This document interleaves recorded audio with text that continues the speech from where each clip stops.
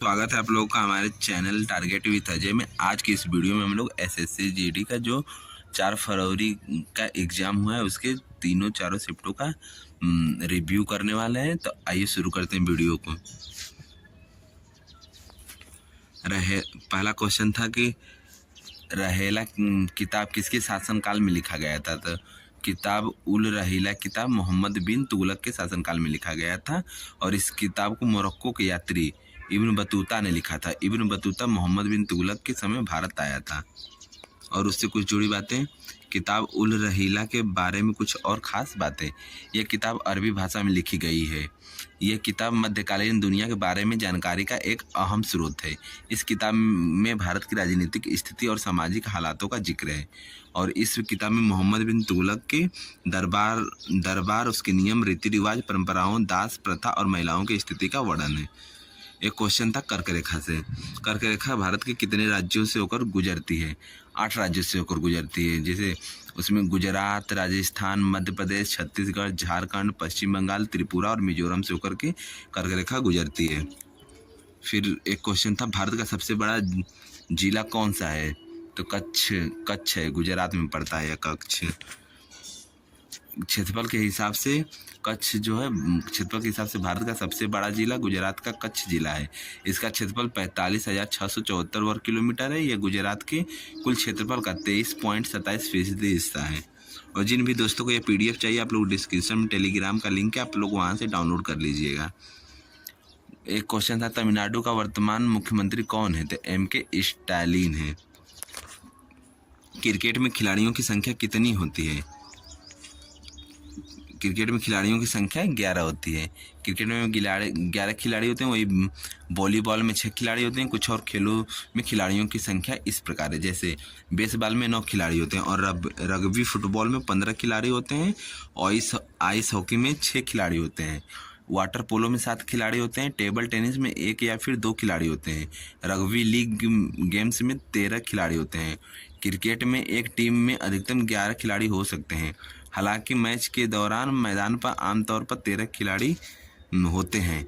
इसमें 11 गेंदबाज और 2 बल्लेबाज होते हैं। एक क्वेश्चन था संविधान से। संविधान का अनुच्छेद 3 से 4 में किसका उल्लेख है।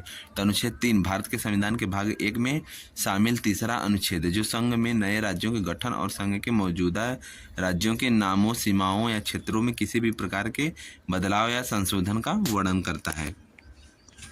यह अनुच्छेद संसद को कानून के अनुसार मौजूदा राज्यों के क्षेत्र, सीमाओं या नामों में बदलने का अधिकार प्रदान करता है। मैं केवल आप लोगों को क्वेश्चन बता दे रहा हूँ, बाकी आप लोग PDF डाउनलोड करके वहाँ से देख लीजिएगा।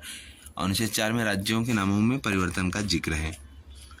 एक क्वेश्चन था भारतीय संविधान में प्रस्तावना कब लागू हुआ था। भारतीय संविधान की प्रस्तावना 26 जनवरी 1950 को लागू हुई थी।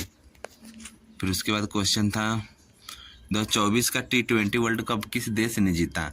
तो भारत जीता था, दक्षिण अफ्रीका को हरा करके जीता था। क्वेश्चन नंबर 9 था अम्बुबाची का मेला किस राज्य में लगता है। अम्बुबाची का मेला असम के गुवाहाटी में लगता है और उससे जुड़ी यह बातें आप लोग PDF से पढ़ लीजिएगा। एक क्वेश्चन था बुक से था मालगुडी डेज के लेखक कौन है। RK नारायण है। महात्मा गांधी के 2022 में कौन सी जयंती मनाया गया था। तो उस महात्मा गांधी का 2022 में 153वीं जयंती मनाया गया था और महात्मा गांधी का जन्म 2 अक्टूबर 1869 में हुआ था। आप लोग इससे भी जोड़कर निकाल सकते थे। एक क्वेश्चन था पंचवर्षीय योजना से था तीसरी पंचवर्षीय योजना का लक्ष्य कितना था। तीसरी पंचवर्षीय योजना का लक्ष्य वृद्धि दर 5.6% था। हालांकि वास्तविक वृद्धि दर 2.8% ही रही। फिर उसके बाद एक पंचवर्षीय योजना का एक चार्ट है, आप लोग इसे भी देख लीजिएगा।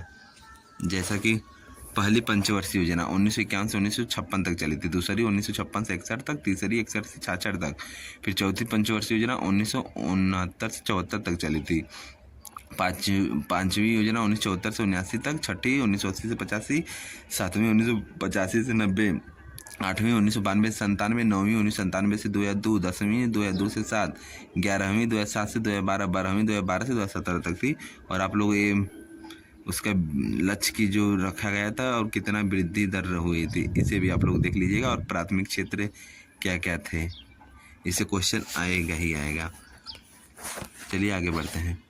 एक क्वेश्चन था कालबेलिया नृत्य किस राज्य का है, तो राजस्थान का है। इस कालबेलिया नृत्य से संबंधित गुलाबो सफेरा बहुत फेमस है। और एक क्वेश्चन था बिम्बावती देवी का संबंध किस नृत्य से है, तो मणिपुरी नृत्य से संबंधित है। एक क्वेश्चन था 2011 की जनगणना के अनुसार भारत का लिंगानुपात कितना था, तो 943, 1000 पुरुषों पर 943 महिलाएं थी। भारत के संविधान का भाग 3 किससे संबंधित, तो मूल अधिकार से संबंधित है। मूल अधिकार से संबंधित है। फिर एक क्वेश्चन है गुरु M.K. सरोज को किस नृत्य के लिए पद्म श्री से सम्मानित किया गया था, भरतनाट्यम के लिए सम्मानित किया गया था। अशोक अधिकार शिलालेख किस लिपि में लिखे गए थे, प्राकृतिक एवं ब्राह्मी लिपि में लिखे गए थे। टिप्पाणी किस राज्य का लोक नृत्य है, तो टिप्पाणी गुजरात राज्य का लोक नृत्य है।